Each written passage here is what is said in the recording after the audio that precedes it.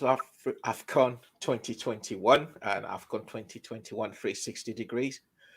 On the day, Cameroon became the first African country to qualify for the round of 16, defeating Ethiopia 4-1. My name is Wale, and it's nice to be with you once again to talk about Afcon. And as usual, I'm not alone. I've got our man on the ground right there in Garoua, Cameroon. Toby Adepoju is going to be joining me soon. And also my other brother and partner, Amos Joseph, is right here in England with me. We're going to be talking about day 5 review and analysis. And obviously, we're going to be talking about the big news. How come Cameroon are the only team in Afcon to score more than one goal? It baffles me. Is this something about the Cameroonians that we should be afraid of?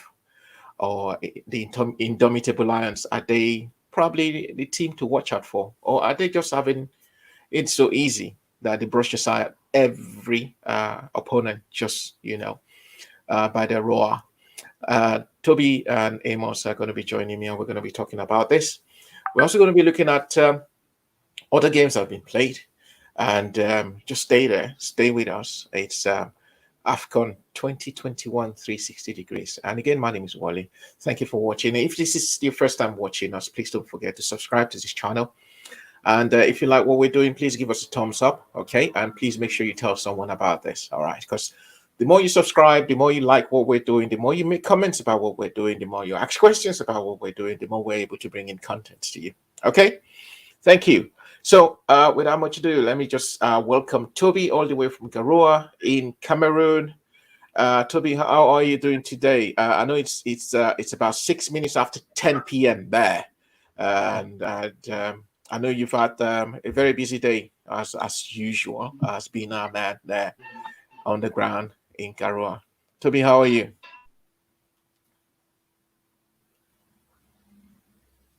Okay, we get back to Toby. Amos here with me in England, in Sheffield today. Amos, how are you? From Leeds to Sheffield, from Sheffield to Manny, from Manchester to, I don't know. Coincidentally, or let me say coincidentally, I was in Manchester today. Oh, look at that. I'm seeing into the crystal ball now. Your crystal ball is working. Yes. It's working. So welcome. hello everybody. If you're watching us from the Americas, then I might have to say good afternoon or good or hello. But if you're watching us from Nigeria, you're watching us from the UK, it's good evening. It's day 5 already. We're progressing, we're making progress, and quite interestingly, you said something about Cameroon. They are the only ones who have bust the nets quite a number of times. From day one, they made their intent known that they are out for the killer. They are not ready to joke at all. And something that is also a bit interesting is their 2 matches, they've gone down 1-0. They've come from behind to score those goals.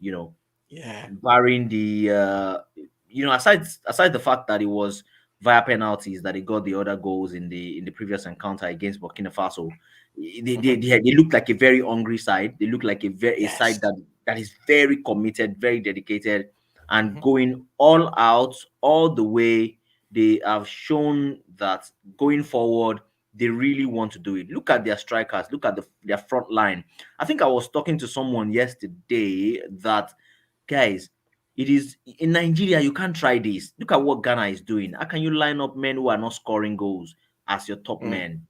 Men who have only 1 goal in between them and they are your top strikers. This can never happen in Nigeria. We don't accept mediocrity. No way. We don't. That's not what we stand for in Nigeria. How can you have a Jordan Ayew and a Dede Ayew who have only 1 goal in between them to lead you to Afcon? It's just like having an Osimhen who is not scoring, who is on 0 goals, and then you have another person pairing him, and you say those are the strikers we're going to. Nigerians will come for your head. So look at what Cameroon is doing right now. They've got Itoko Ekambi who's scoring. They've got Abubakar who doesn't want to see the sight of net. That is what we're talking about. It's very, very funny that when our strikers come to Africa, they struggle to score. Yes, because it is war to score in Afcon. When you score Yes. in AFCON, you are the man, and that is Hmm. why they get to Europe. They do well. They perform. Look at Mo Salah. He was a shadow of himself. Look at Sadio Mane as well. You know, look at Sadio Mane as well. Sadio Mane as well is true. He was struggling, and that's the truth. Sadio Mane was struggling as And well. but for the penalty that he scored, obviously. Yeah, Yeah. So I think Toby's back. Hello, Toby. How are you? How are you today? Yeah, good evening. As Ah, usual, our network here in Cameroon. Well, good to that's join you guys. yeah. So one The one of the question few really. negatives, one of the few negatives of being in Cameroon, the network. But hopefully, this is going to be a learning curve for the Cameroonians, and obviously, it's something to improve on. Toby, what's the gist on the ground? I am on the ground in Garoua in Cameroon today. Yeah, just like the first game, Cameroon played the opening game. I mean, the passion um among the fans there is really massive. Is really electrifying. I mean, they Mm, came out since morning. They've been singing, dancing, and moving around the wow. city, blowing vuvuzela. People thought they would get tired. No, these guys, they don't want to get tired. Even right now, they're still on the street, still celebrating. Honestly, I've been thinking, I don't know how these guys would take it if they don't win this tournament. I don't know, maybe, yes, I think games in Yaoundé. I want to believe that this passion for football is general in Cameroon, not because I'm in Garua alone. But what I've seen in Garua is overwhelming. And I mean, if you Mm, have this kind of support everywhere in Africa, it makes football looks great. They've got the energy. I mean, but I was excited they won today. When they were it go down, everywhere was very calm. mm, Looks like if energy will hit them. I mean, and they start scoring, they picked up, and the fans were very very happy. They're excited. They're through to the next round. First team to do that. The mm, first team they've scored most goals. I mean, they came from a goal down today to prove like, oh, we are title challengers. So it was a great day for us here in Garua. Also, from our own part in our group, the first thing have their training this season. That will be their second, the last training before they have their last training tomorrow. I also had a training with about 26 players. Good atmosphere for us. Everyone's smiling. Tension has really calmed down after the victory against Egypt. This is what winning your first game will do for you to boost the confidence in camp. And the coaches also continue working with the boys and looking as if they are ready for Sudan. I mean, they've got everything working for them right now. The atmosphere is good. The momentum is great. The players look ready to challenge. They look very calm. Pressure is off right now. And I think they are ready. Apart from the issue of Awazim, I don't know what is wrong with mm, Awazim. They're trying to hide that. But I mean, a lot of speculation. Though I don't want to go outside what Egwabo said. From yeah. the video we shared today, he mentioned the fact that Awazim is injured, but I don't want to believe Awazim is injured. Though he had issues with injury when they were capping in Abuja and he started training. But I think this is more of COVID. I think they are trying to hide it from us, but I don't think Austin will escape this in the press conference tomorrow because he has to answer question. He was on the field against Egypt. He has missed two training right now. So, like what he told us in our interview we had with him when he said Awazim is injured, the reason why he's not here. But I mean, Kenneth also had look, and Kenneth was part of the training yesterday and today. So sometimes they need to come out with a true situation instead of people trying to put Mm, speculation that will not help the team. So come out with a true situation. If it is COVID, if it is illness, if it is injury, let people know that this is the situation so that people will not go into the town and you know, um, do a lot of speculation around the team. But like I said, as mm, professional as we are, I will keep to what they said. At least in the last few hours that Awazim is injured. But today we're not able to speak with him because we had just 15 minutes with the team and they said we should excuse them. They want to have their tactical training, even though we're able to see it from outside because where their training is you can see their training from outside. So just that you will not be close to the players or anything. So we saw their training and they had one or two tactical stuff to put together, looking as if he might also retain the first 11 that started against Egypt. Kenneth is Mm. back at full training today. He also tried to pull a Wakale into the mix, but he set up with the 12 players. So 12 players will not start on Saturday. It will be 11. So Yeah, yeah. I think it would be a difficult decision for him to throw a Wakale into the mix. But looking as if Wakale is also part of his plan, and like I said, from what I saw in training today, he might keep the first 11.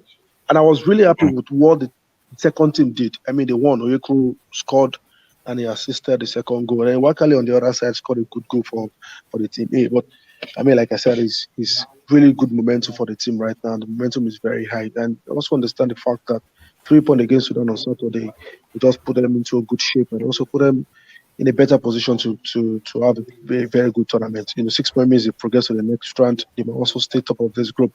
And it's continuing to Mm. help their confidence. We also looking forward more to more success in the tournament.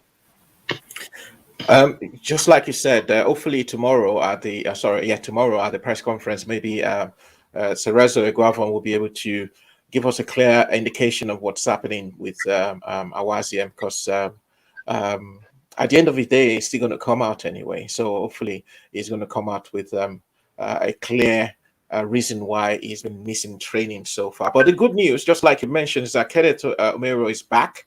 And I'm sure everybody in Nigeria will have him. He will sigh of relief that there'll be jubilation that the strong man in the defense is back. So as you're watching now, it's just the Super Eagles training on your screen. Obviously, um, um, just warming up before the main training. And at the back of that, you can see the goalkeepers also testing their skills out. Um, Amos, you heard what Toby said about Iguavan probably, keeping to this information he played against Egypt for the game against Sudan on Saturday, and probably Mekan Waka, Kelechi Wakali, making an entrance. Probably. What do you think? If that's going to happen, do you think it would will see probably see a change in the attack, or is it going to be Iguavan probably resting one of the midfielders? I don't know, one of Aribo, or I don't know now. And while Wakali comes in, what do you think that might give you? Well, what sense do you think that might give us? I'm going to be quite straightforward with this. I think it will be a no-brainer to change the starting squad. I think it will be a no-brainer because why do you want to change it? The guy who is injured, which is Kenneth Omero, is back. He's back on his feet. So why do you want to put him on the bench? Why do you want to replace men who are already fighting, who are already used to the team, who are already used to themselves, who are, we've not had too much time, and I'm not sure we've really had a time when you have Joe Aribo, Ndidi, and all of these guys together at the same time, because during Mm, General's period we've always had too many guys. Today is Paul, tomorrow is John, next tomorrow is Peter. So this is the first time that you're going to have all of them together playing together in a competition. So why do you want to change? Why do you want to break that smooth togetherness? That you are beginning to form in the middle of a competition. There will be no mm, point trying to experiment on that. Keep your Nwakali. If you really want to use him, just keep him somewhere. Let him be your joker, which is what he is, if that is why you brought him to this tournament. But I don't think there's anything Nwakali has done to really justify uh, having Aribo on the bench. It makes no sense, really. And as Toby has said, from all indications, from what he's seeing in camp, it looks like he's going to start with the same formation, with the same players, with the same set of players. And that's what I expect to see. I don't expect to see anything otherwise, because I'll be really surprised if I see any one of those players on the bench. And then you might begin to think too much. Because if you start mm. thinking too much, then you start causing. There's an adage in pidgin that says too much salt. I be too much maggi na in the spoil soup. When you when, when you start overthinking, you destroy the flow that you're already building. There's a flow already. Just maintain it. Look at the way the boys played in the first match. Kudos to him. He has achieved something with that, and you need to continue to build upon that. Don't even try to break it at all. It makes no sense. And again, with regards to the injury situation or maybe illness that is being reported of Awazim, I don't think there should be anything. It shouldn't be a secret. This shouldn't be a secret because Nigerians deserve to know. When he brought on Shemi Ajayi, I actually was thinking it was going to be our ZM, but of course our ZM should be the person that would come on, not Shemi Ajayi, But of course Shemi Ajayi came on and he did the job. But we deserve to know what exactly is happening to the player. They shouldn't try to cover it up. If he's injured, let us know. If he's ill, let us know. I don't know if you can replace anybody at this point, but I doubt it. Based on maybe Toby will be able to tell us a bit more if it's possible to replace. If the player is injured, if he cannot play, if there is room for you to replace him, why don't you just call up somebody else that is that has that level of fitness and then bring the person on, somebody who has also been with the team. But I feel like if you can replace anyone, come on, replace him. If you know that he's not going to get well before maybe the quarterfinal stages, and you need him, you need to replace him because aside Shemi Ajayi now, the other person we have is Nda. Yeah. And based on experience, Nda might not have that competition experience at the moment, but that is not to say that he might not be able to play. But we're left with two players, just two of them. And I'm not sure there's anybody else at the heart of that defense. It's just two of them. So you don't want to have your third man who should have been very useful to you. You don't want to waste that slot because it makes no sense to waste slot. And that's how we do. That's how we mess these things up sometimes. Don't try to be too protective. Don't try to cover things. Don't try to be too secretive, and then you mess yourself up at the end of the day. Because now that he's getting, how Nigerians can behave. You know how it's not just Nigerians, it's football fans, really, basically. Football fans all over the world, they don't want to lose anything. If you are doing well, they'll praise you. And when Yeah. it goes bad, they tweet. Just a simple loss or just one loss. No, I'm not sure this guy is good. I'm not sure he's that good. And then we don't want it to get to that situation. But just maintain the momentum is what I'm going to advise Guavon right now. Maintain your players, keep them together, try and build something. And this is what we're saying. See, we're not even saying go and win Afcon. And that's the reality. We're not saying go and win Afcon. Let's just see something, right? Let's just see something. Let's just see what you're trying to build. And if what you did in the first match is not a flash in the pan, we will realize. Time will tell. Time reveals all things. Time is definitely going to reveal if that was not a flash in the pan. And we will see that, Eguavoen is trying to build something. And we're going to be happy about it. Let's not deceive ourselves. We don't have the Messis of this world. We don't have the Cristiano Ronaldos of this world. Let us build on what we have. And what he has done successfully is to play to the strength of his players. And he has done that very well. He managed them quite well. Put them where they love to play, put them where they are going to deliver, and the boys did. Well, if you're, but by the way, if you're watching and you do not know what Maggi is more like a seasoning. Okay, if you followed Amos's adage in pidgin, I'm so going it's home. going home. It's more like a seasoning. So although they're not sponsoring this program, by the way. Anyway, yeah, we just like my producer just nudged me and Clarified, just clarified that you have more than enough players anyway. That's why you've been given you submitted a team list of 28. Okay, so even if one man drops off, you still have 27. You have Collins Jamil there. You still have people there that could Olaino might be able to fit into central defense if he's desperate. If he's desperate. When he gets to a very desperate situation, yeah, very true. Exactly. And who knows, he might be able also to change formation, play three at the back. And I suppose that's why Eguavoen is a national team coach and we are not. So no disrespect, we're going to play Sudan. No disrespect to Sudan at all. I mean, truth be told, they are not on the same level as the Egyptians. So we should not really worry, or should we be worrying at all, Amos? Um, I think we should approach every game with the same mindset. You know, if you look at what has been happening at this Afcon, teams Mm, have been playing and have been showing some light. Like you just see what Zimbabwe did to Algeria. I think, yeah, it was Zimbabwe Algeria.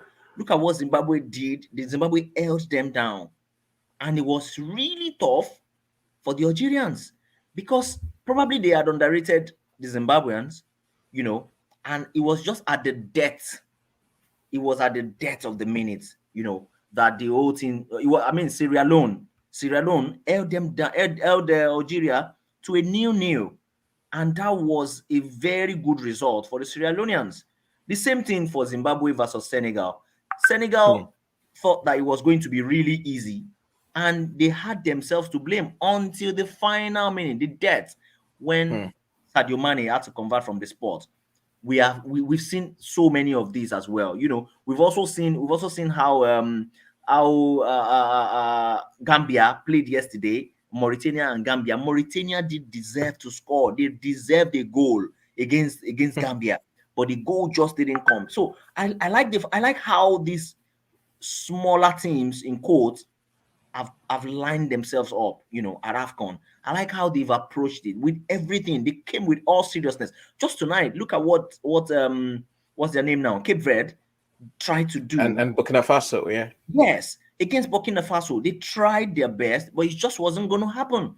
And that tells you that these teams are gradually catching up. So if you slack, if you allow them a room, they are going to take 10. If you allow them Mm. 1 yard, they will take 20. So approach these games, the same mindset, the same spirit in camp. Don't even think that one team is small. This same Sudan played a draw with Guinea-Bissau, right? Guinea-Bissau, yeah. Yes. So there can be an upset. Who says there Mm, can be an upset? And if you look at it historically, Sudan are always a very problematic side, because they will just go back and sit back. They will trouble you, they will give you problem, they will make sure that you don't open them, they won't open themselves up to you anyhow, and it's always a problem. And I'm trying to see some of the games that we've played against Sudan now. I think the last time we played this Sudan, is always very cagey. It's always very cagey. It's never going to be an open game. It's never going to be a free flowing game. They're going to fight you. They're going to run around you. They're going to make things mm. difficult for you. So let us learn from what has been happening to the so-called big teams, and let's approach the game head on. Let's face it head on. Let's not even think that it is going to be easy at any point in time. So that's why I'm saying that, see, the same approach against Egypt, the same way we took it very seriously, that's the same way. Look at what Cameroon did today. The same strong. They even brought on Chupomoting. That's to tell you they've looked at how they can easily break down this team, and they say, oh, guy, I think it's time for you to go and trouble these guys. Now they brought on Chupomoting, and then we've got everything it takes. It's just for the boys to turn up. That's it. The same way Mm. they turned up on the day against Egypt. Once they are able to come up with an impressive display, they understand themselves. That understanding is just what we need. These teams like Sudan shouldn't be a worry to us, really, with no disrespect at all. These teams shouldn't even worry us at all. But we're not going to be arrogant. We're not going to be complacent. We're not going to take them for granted. Let's not think that it is going to be a rollover. It's never going to be. And I like the way Afcon is going. You might just end up in a new situation in first half, and then everybody starts panicking. you Yeah. know so it becomes a very serious situation. What we should do is just go there, get the first goal, you know make sure we don't concede, get ourselves organized, peep them again, if possible, get the second goal in the second half, and they will be tired. Hmm. By the time you show that, hey guys, see, we don't we are more than what you guys can hold. We are beyond your level, and that's the truth. We need to start showing that we really have that quality that we often think that we have. We do have that quality, but it's just that things just don't turn up the way we expect sometimes. But with the Eguavoin right now, things seem to be picking up, and it's just the first game really. But throughout the 90 minutes, we saw the energy, and that's what we're seeing. That's what we're expecting. And let us not forget that Sudan they're making their first appearance in 10 years in a competition. And Mm. another fact about Sudan is this: they were African champions in 1970. So I mean, they still have that pedigree. And also don't Mhm. forget that they also played in the Arab Cup that just concluded in Yeah, Qatar. even though they were Although, bonded out, yeah, even though they were bundled out, so there must have been some they cohesion, had they had good between preparation. That's it. and good preparation within the team. Though they And conceded 10 goals. you don't want to play against such a team that has Yeah. lovely preparation. They've been together. Majority of the team plays at home. Is either they're playing Mm. for Al Hilal or they're playing for there's this El other team Merrick or very so. popular. Yes, or they're Mm, playing for Merrick. mm, Very popular team right there. Last time we played them was in 2018. At the Africa Cup of Nations, African Nations Championship, we lost 1-0 in mm. 2018. They beat us 1-0. And then when we played them at Afcon 3, it was 3-1. The last time again, we lost we lost to them 1-0 again in 2014. So it's not like it's so simple to play a Sudanese side. It's never simple because the kind of football that they play is not going to be European football. They're not going Mhm. to play a typical European football. They're not going to play fine football with you, but they are going to play a typical African football, just like we saw yesterday. I'm trying to remember the games that happened yesterday, and I was like, oh my god, this is purely African football. Yeah, it was Gambia versus it was the same Gambia versus Mauritania. Mauritania. Gambia came out. The funny thing is, Gambia came out from the beginning, from the get-go. They got the goal, and then they sat back. Typical African football. You know who their coach is? Tom Mm. Saintfiet. He knows African football. He's coached at different clubs, at different countries, Ethiopia, Togo, and the likes. So he understands how to grind somehow results And at when games. he plays against teams that are of their caliber. But when they come against big teams, is when they begin to have problems. Mm.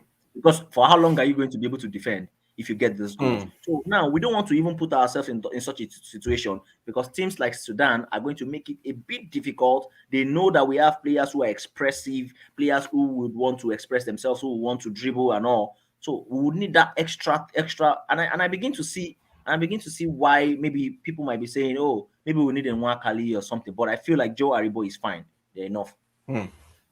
We're going to go on a quick break, and I think during the break we're going to be listening to or hearing from Coach Austin Huguavon, what he has to say about the because our man Toby Adepoju had a very exclusive interview with Austin Huguavon. We're just going to hear what he has to say, and when we come back, we'll still delve back into the Sudanese. Well, like I said, the last time they played any competition was the Arab Cup that was concluded just about a few weeks ago, and they conceded 10 goals in 3 games.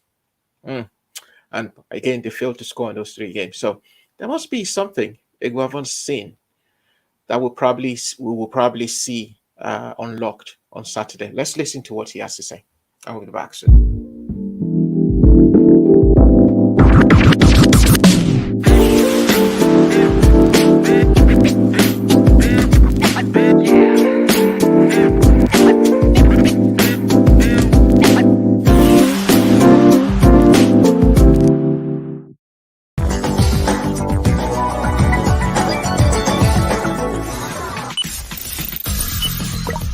Team must be able to play more than one position, which is very, very good for us.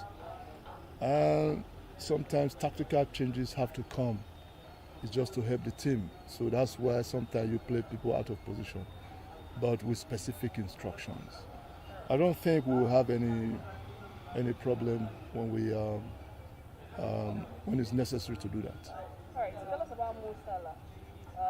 your predictions about him yesterday, how it worked out, and also the fact that he plays in the Premier League and we have players in the Premier League. Do you think it kind of helped you to achieve what you were going for in curtailing him for the Egyptians? You know, Mo Salah is one player I respect a lot. He's flying African flag out there. Be very, very consistent. Whether we like it or not, the Egyptian team is a very, very good side. And Mo Salah is an exceptional player, no doubt about that. I have my respect for him. That's what we told the boys. Respect, but don't be scared. You know, we are coming with 11 players. We also come with 11 players. And what we have to do is just try to double our effort. We came up with a strategy and it worked. But I also told them you cannot get it 100% all the time. There will definitely be some moments where we'll be late. But the ability to put it back together as quickly as possible matters. And the good thing that we have going on for our team is that the boys, I give them a whole lot of credit because when you send a signal or information, they don't need too much reminders.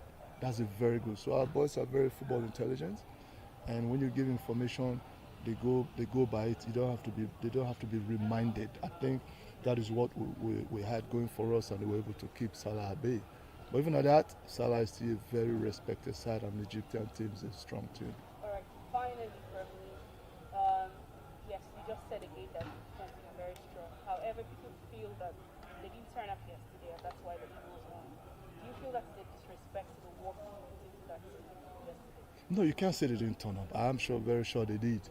Having one of the best players in the world in the Premiership as well, in the mode of Mo Salah, and having one of the best coaches in the world as well, Carlos Queiroz.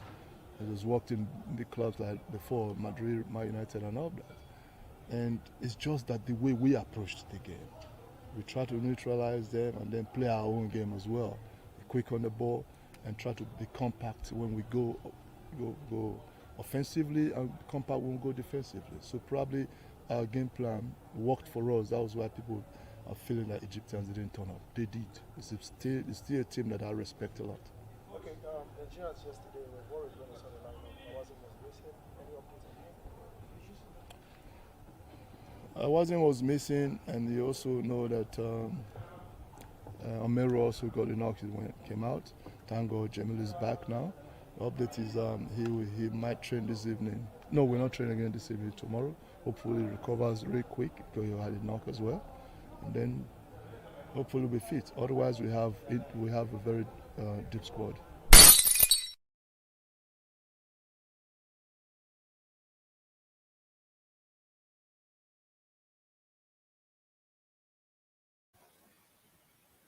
Welcome back. So that was Nigeria's interim manager, Austin Eguavon. They call him Cerezo. That's his nickname. So, guys, we heard what he had to say there. Again, we had a question that Toby forwarded to Eguavon about Awazim and was very tactical in his response there because he's a tactical coach. So he was very tactical in the way he decided to answer that question. You were talking about the Sudanese before we went on that break and took on the words from Eguavon. I was saying that across 3 games they played in Arab Cup, they didn't score at all, and they conceded 10 goals. Could Eguavon have looked at probably some of the games at the Arab Cup and think maybe we will need to approach this game differently? Why? That's probably why he is trying to introduce the like of Nwakali, who is able to probably carve them open, because I don't worry too much about the Sudanese scoring against the Super Eagles, but I worry about our attackers scoring against them. Toby, yeah, you're back. I hope you're listening to what I'm saying. So I was just saying that I don't worry too much about the Sudanese scoring against Nigeria because they don't have the antecedents of scoring too many goals anyway. The Arab Cup has proved it. So could that be the reason probably why Cerezo is now beginning to try introducing Wakali slowly for someone to be able to lay those killer passes to our attack so that they can score as many goals as possible against the Sudanese team? Yeah, I don't think I will press any panic button. I heard what Amos said. It was yes, it's football. Yes, people we always say it is football. Anything can happen. But I mean, if you're bigger than someone, you're bigger than someone. Yes, upset could happen in football. And Mhm. in the words of Austin Eguavoen, he said, in this tournament, I told my players to respect the opponent, but that doesn't mean we are scared of them. And that was what they said against Egypt. We respect you, we are Egypt, we are Sudan, we are beginning Bissau as a team because I mean you can't direct anything coming to this tournament. Everyone, Yep. have got a chance, to progress as much as possible or to win. I've seen, you know, smaller teams get to the finals, finish top four in the tournament. So, but I don't think I'll be scared of Sudan. I don't think they have a good team. To be honest, or with due respect to them, I don't think they will worry much. I don't think they will give us a lot of problem. Stats also favor the Super Eagles. They've had, I mean, a lot of wins against them. And also in recent games, they're a terrible team. I mean, considered 10 in the Arab Cup, they could not score any. Against Guinea-Bissau, they struggled. Guinea-Bissau were just unlucky not to win. I mean, not to get a Okay. 3 point from the game. Missed penalty, dominated Mm. the game. In fact, I think I respect Guinea-Bissau more than the Sudanese side. But when it comes to Nigeria or Super Eagles, everyone wants to raise up the shoulder. Everyone want to compete with them, and also have an opportunity to come to the limelight. I mean, if Sudan, um, God forbid, shock the Super Eagles or get a decent result. I mean, this team will come to the limelight. The players will get a lot of focus, but I don't think this Sudanese team is any getting close to what Austin Ogawa should be worried about all the players. But however, they should prepare. So for the Wakali part, you have to prepare. I mean, Aribo can be hot form. You need someone that could come in, like maybe like what they did against Egypt, introduce the Wakali to 20, 15 minutes. Though he didn't did much, but I mean, the more you progress in the tournament, the more you need some of your second team players to come in and come and assist. And Mhm. I think if anything will also happen. I heard Amos saying he should not make any changes. I think I disagree. I don't think Chukwueze merit to start the game against Oh Sudan. yeah, I mean, I Chukwueze. don't think, don't think. I think, to be fair, uh, to Henry Yuku, since we came to Cameroon, I think Henry has been in good form in training because we have to mention in training. I mean, yeah, today he's called Adan Assist. He has been decent, and we know Ekuru very effective. We play on the wing or on the flank for Super Mm. Eagles. So if any changes could happen, I think Austin will also think about it tonight, especially what Henry did Yeah. in the training tonight. Because tomorrow's training will be very light. It's maybe 1 hour the players go back to rest. So this training will determine what Austin will finally pull out on Saturday. So I think maybe Oyekuru for Chukwueze, Chukwueze, and Chukwese. maybe one will come in very early because hundred I percent. think I believe that Austin had very huge interest in Iwakali and is finding a way to give him a lot of playing time. And hopefully, when he gets that more opportunity, he will justify it. But and also for Sudanese, I don't think we should be worried about that. I think the Super Eagles will get the job done. Yet it could be easy, it could be difficult, but I think they will get the job done. Well, Toby, I Well, think I think I agree with you 100%. Yeah, sorry, Wally. I think I agree with yeah. Toby 100% because during the game, it was really clear, very obvious that he needed to substitute Chukwueze.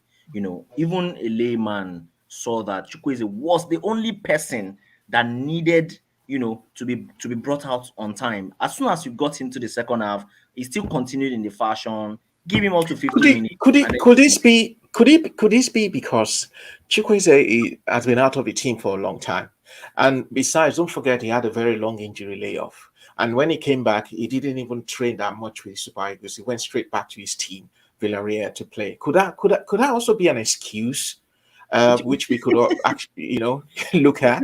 which is the more reason why you should allow the person who is in blistering form to start.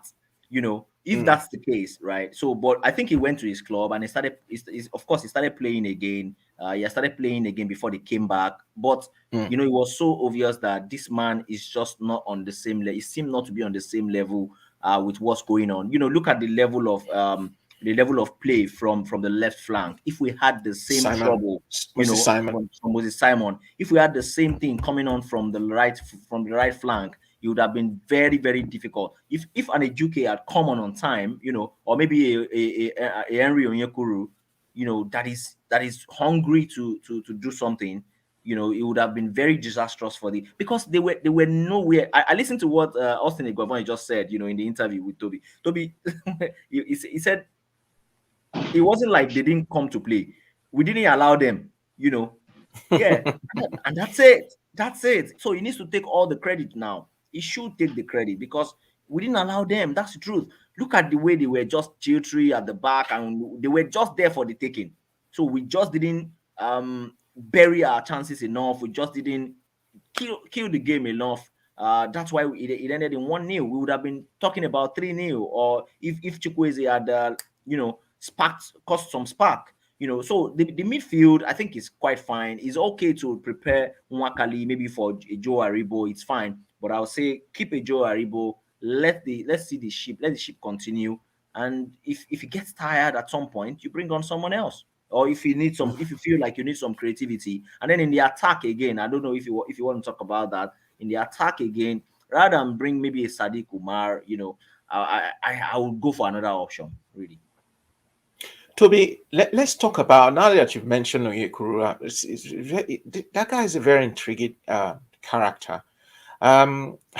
He's been with the Super Eagles since 2017, and he's only played 14 games with 1 goal. Is he someone who is yet to realize his talent at the national level, even at club side? Because he's been abroad for a long time. He's played in the Belgian league. He's come to Everton. It didn't work out for him. Went to Anderlecht, went Galatasaray, Monaco, Galatasaray. Now he's back in Olympiacos in Greece. And what is? I suppose the question is, he's more of a journeyman now, from one club to the other. Why is he not settled? Has it got to do with his style of play? Has it got to do with probably off-field activities? Why is he not really realizing his full potential? Because he's a wonderful player. He's a brilliant player. I mean, on his day, I saw some of the goals he scored for Galatasaray in the Turkish league. Brilliant player. What is going on with him?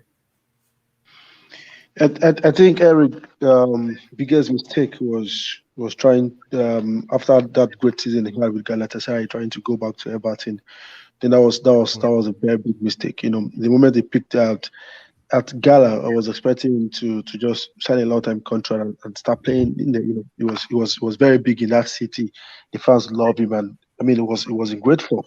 So sometimes your management will convince you, I mean, you had a good season. You should play for a bigger club. You should play, it doesn't work every time for all the players. If the big teams, if the big league will not work for you, it's better to find a league in the top 15 in the world that can work for you. So making that move, leaving the Galatasaray was his biggest mistake in my own perspective. And I mean, like you said, I don't think he has even with his crash 50% of his talent. This is a man shot that can give you, decent numbers. A center forward could play on the wing, even on the wing on the both side. He could play from 11, he could play from 7. So, I mean, Henry had a lot of potential. Anytime you got the opportunity to play on, from the wing and for the Super Eagles, he's always above average. Try to be effective. Even one of the likes of Chukwueze and Juke. So, reason why I even fancy him to get more minutes or get to start in the game against Sudan, but it's a big lesson for most of our players. When you pick in a certain country, like Turkey, or I mean, everyone will not play in the EPL. So if EPL doesn't work, you go back. So and he had a lot of delays before he decided to go back. It was very late for him. So club, if you don't settle at club level, it really affects you a lot. I think if he had a chance of playing at Everton, and I think since that journey broke down, he has not been able to pick up himself to really spark up, because even where he is right now, he's struggling to get the numbers of goals. He's getting to get the numbers as a forward. So it's unfortunate, but I mean, he's a quality player. He's still young, still have a lot of years to redeem situation. Maybe hopefully we'll get the decision right in the summer. Get a very good club in a very distant league to bring him back to that form. I mean, he was so great at Galatasaray. Leaving was a big mistake for him. Amos, before you say something, I just add something about Onyekuru before you Yeah, mention something about him. So it was just August, just last summer in 2021, that Olympiacos signed him for a 4-year deal. Okay, and I think it's rumored to be about in the region about 3-4 million pounds or so. This was a player that got signed by Monaco for between 12 to 15 million pounds. That's a lot of money for a player. So if he doesn't settle in Greece, where else can he go?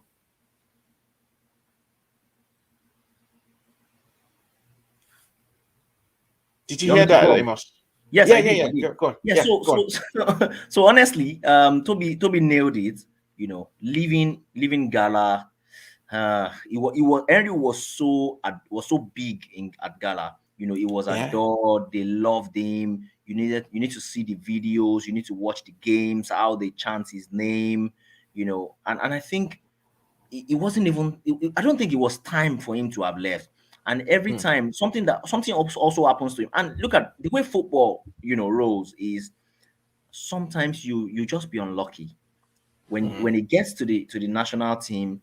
Somehow he just doesn't get enough time to prove himself. During General's time, we saw a lot of players come in, so there was no time to allow anybody to play two consecutive games, because we don't even have that time.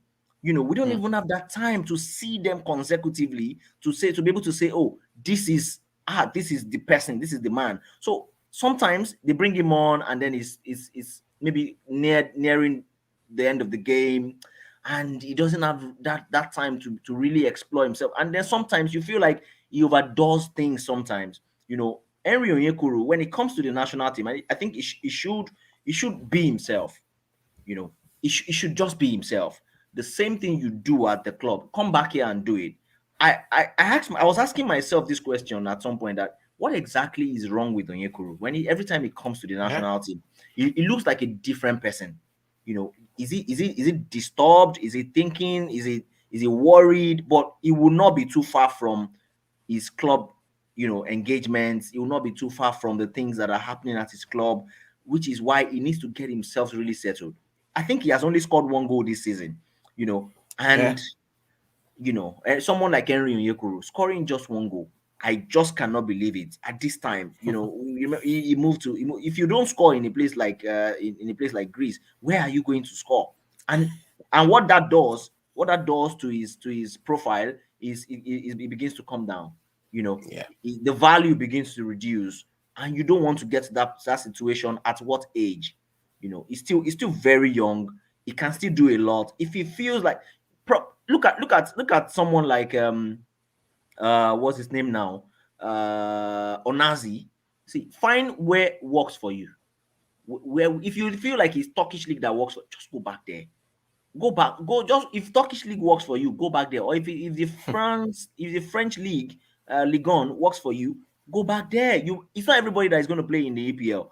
It's not going to happen. It's not everybody that is going to play in the La Liga. It's not going to happen. Perhaps he needs to really sit down with his management and they have a real discussion. Because he's too young for them to be playing this money game. Look for where the money is and all of those things. His game time is super important right now, and he needs to Mm, deliver on the pitch. So probably if he gets to see some game time tomorrow, on Saturday, maybe, just maybe, Onyekuru will get sparking again, and he will become the man that we used to know. Just maybe. mm. And obviously, talking about these individual players now, another person that comes to my mind is Kelechi Nwakali, some a player that by now we thought Kelechi Nwakali should be like up there, with the big ones. But it's not been easy. Arsenal came for him 2016. We were thinking, yeah, he's going to progress into that Arsenal team because Arsenal loves young players anyway. But now we think at 23 or so, Wakali should be playing regularly for Arsenal, but it wasn't to be. He's now in Alcorcon in the Segunda Liga, in Spanish league, and by way of Huesca, who were obviously in the La Liga a season or two ago. Um, would you also want to compare his career path with Onyekuru because are these kind of players with this opportunity of playing for the Super Eagles in the Afcon be an opportunity for them to relaunch their career and obviously carry on with the international careers with the Super Eagles, ensure they qualify for the World Cup, do well on the world stage where everyone is going to be watching anyway. Not as if everyone is not watching Afcon at the moment, but at the World Cup, everyone is going to, all eyes are going to be on them, and they can now use it as a launch pad to get themselves into that big league. Not necessarily because of the money, but because you need to be there. I mean, we've got so many talents in Nigeria. We should be talking about these boys playing at the top teams. So, Toby, your opinion on that first on Nwakali, then obviously Amos will come after that. Yeah, for me, I think Wakali got carried away. There's two the difference between having potentials and also being able to achieve success without potential is two different things. So at the under 17 level, you had potentials. You finished among the top guys in the 17 as that came for you. You have to continue working. I think we just carried away. You felt the potential will be enough. No, you have to complement the potential with a lot of hard work. You have to work very, very hard. So at some point when Arsenal was not, working, went on hold, he could have taken advantage of those opportunities. And I think also he had a lot of issues off the pitch. Iwakali is so distracted off the pitch. You want to be the showboy on Instagram. You want to be the showboy on Facebook. You could have played more of the game. So yeah, I think distraction more of the pitch was, contributed a lot to him. And honestly, he's lucky. He's lucky because I think NFF Nigeria, just take him as an Nigerian project. And the truth of the matter is, when you do well at under 17, under 20 level, you have this kind of grace and that you can take on for a couple of years before maybe the federation or the entire country get tired of you. Because a lot of people are just people want to really see Wakala in this tournament. And the way I'm looking at it, he might not start on Saturday. He might get few minutes. Then maybe in the third game, after we are through, Austin might throw him into that setup to start. So a lot of people expect much from him. So, but for me also, I had opinion that favored him. I think he had potential that he could also help this team. We have players who come from Scotland, who've come from some other countries. So why not second division in Spain? Kenneth also played in second division in Spain. So at some point, Awazim was there. And in the last 5, 6, 7 games, I think the new manager really liked him. Picked up, started playing. He's completed about 90 minutes in the last 5 or 6 games. So what Iwakale needs to understand that football is beyond I have the potential. I have to work. You have to work out and also leave those distractions of the pitch. I don't see a reason why he got promoted with his last club and he was not being able to keep. He could not even keep him in the La Liga. They have to loan him back to the second division. And I mean, he had a good season with them when they were in second division in Spain. So, but if you're not being serious off the pitch, it's get into your performance. And coaches see a lot. But for we fans or for we football analysts, we see few of what the coaches say. With the team, attitude is very, very important. But I mean, he has honestly behaved well in this camp. I think he has learned a lot of lessons over the time, especially the way a lot of pressure on Genetro, and Genetro insisted that they won't bring him to this camp because he felt when he came to camp, I think it was rude or something. I think it was rude because after that the game Genetro called holiday match in Huyo, where he had that good performance against Let's Go Madrid. Then I think he brought him to the team. Then to play Lesotho, one team like that. I think Wakali had a lot of some kind of terrible attitude in camp, and Genetro doesn't like such. Even at NFF tried to put pressure on him, like bring this boy back. Roy insisted no, he won't bring him because he doesn't like the boy because of his attitude. But I think Austin has been able to manage him. I've seen him, really behave professionally. In this tournament or the trainings and say he has to learn. He has to learn. So I mean, hopefully we will take advantage of this. Like you said, the truth of the matter is, if most of these guys in this team right now can take advantage of the opportunity they have, either Austin Egabo or the new manager is watching, then you have an opportunity to play the World Cup. And then at the World Cup in November, if you had good performance, your country progress well, you have an opportunity to move to a bigger league or a good club in January 2023. So I mean, they have to ensure that this opportunity doesn't slip off, especially for Iwakali, because this might also be Iwakali last chance. If Iwakali, fumbles with this opportunity, I don't think people will chant his name to come back to this national team. And I also think a lot of people are expecting too much from him, and I hope he will be able to cope with the pressure, when he gets the opportunity. Okay, Amos, quickly, 1 minute. Yes, quick one. Nwakali in 2015 was the best player in the under-17 tournament, where Osimhen was with top scorer. Osimhen, Napoli, Nwakali, Huesca.